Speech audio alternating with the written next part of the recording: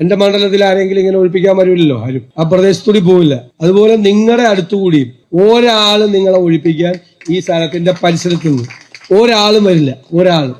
ഞാൻ ആ വാക്ക് ആദ്യം തരിക. പിന്നെ സോഷ്യൽ മീഡിയയിലെ പ്രചരണങ്ങൾക്കൊന്നും വീഴരുത്, അത് ആളുകളിൽ ഭിന്നിപ്പുണ്ടാക്കാൻ വേണ്ടിയിട്ടാണ്. അതുകൊണ്ടാണ് ഞാൻ നിങ്ങളോട് വാക്ക് പറഞ്ഞത്. നിങ്ങളുടെ വിഷയം മുസ്ലിം ക്രൈസ്തവ വിഷയമല്ല. കേരളത്തിലെ മുഴുവൻ മുസ്ലിം സംഘടനകളുടെയും പിന്തുണ ഞങ്ങൾ നിങ്ങൾക്ക് വാങ്ങിച്ചു. ഞങ്ങളത് സംസാരിച്ചിട്ടുണ്ട്, പ്രാഥമികമായി സംസാരിച്ചിട്ടുണ്ട്. എല്ലാവരും അതിനെ സപ്പോർട്ട് ചെയ്തിട്ടുണ്ട്. നിങ്ങളുടെ കൂടെയാണ് അവരെല്ലാവരും.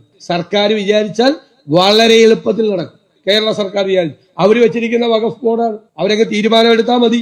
അവരെന്തിനാ കോടതിയിൽ പോകുന്നത്? ഞാൻ പറയുന്നു, ആവർത്തിച്ചു, ഇത് വഖഫ് അല്ല. 2008 അച്യുതാനന്ദ ഗവൺമെന്റ് വന്നപ്പോൾ ഒരു നിസാർ കമ്മീഷൻ വെച്ചു.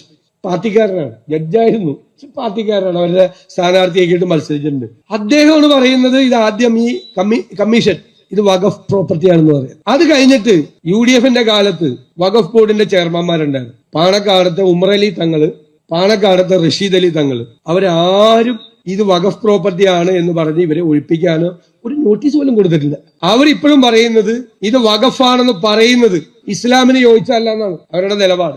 ഇത് ക്രിസ്ത്യാനിയും മുസ്ലിമും തമ്മിലുള്ള ഒരു വിഷയമാക്കി മാറ്റി തമ്മിലടിപ്പിക്കണം. അതിന് കുറെ പേര് ഇറങ്ങിയിരിക്കുക. ഇനി ഈ വിഷയം ഇപ്പോഴത്തെ ബില്ല് മുഴുവൻ വായിച്ചു നോക്കിയ ആളാണ്. ഈ വഖഫ് ബില്ല് എവിടെ നിയമം പാസ്സാക്കാൻ പോണ ബില്ല്, ഇതിൽ ഏത് നിയമം ഈ നിയമം പാസ്സാക്കിയാൽ നിങ്ങൾക്ക് ഒരു ഗുണം ഉണ്ടാവില്ല.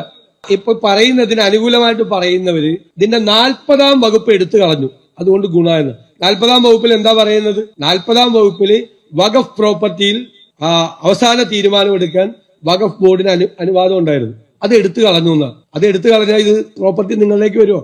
അപ്പോ കൂടുതൽ അനിശ്ചിതത്വം ഉണ്ടാവുള്ളൂ. പിന്നെ ആരാണ് തീരുമാനിക്കേണ്ടത് ആരുടെ പ്രോപ്പർട്ടിയാണെന്ന്? ഡിസ്പ്യൂട്ട് ഉണ്ടായാൽ, തർക്കം ഉണ്ടായാൽ പിന്നെ ആരാണ് തീരുമാനിക്കേണ്ടത്? പിന്നെ തീരുമാനിക്കാൻ കോടതികളിലേക്കും നീണ്ട വ്യവഹാരങ്ങളിലേക്കും പോകും. അല്ലാതെ ഒരു പരിഹാരവും ഈ കേന്ദ്ര ഗവൺമെന്റ് പാർലമെന്റിൽ കൊണ്ടുവരുന്ന ഈ വഖഫ് നിയമം വഴി നിങ്ങൾക്ക് ആർക്കും ലഭിക്കാൻ പോകുന്നില്ല. ഈ കേന്ദ്ര ഗവൺമെന്റ് കൊണ്ടുവന്ന നിയമത്തിൽ ഈ വഖഫ് ബോർഡിൽ 11 പേരുണ്ട്. ആ 11 പേരിൽ കൊണ്ടുവരുന്ന നിയമത്തിൽ നിർദ്ദേശിക്കുന്ന എന്താ അറിയോ?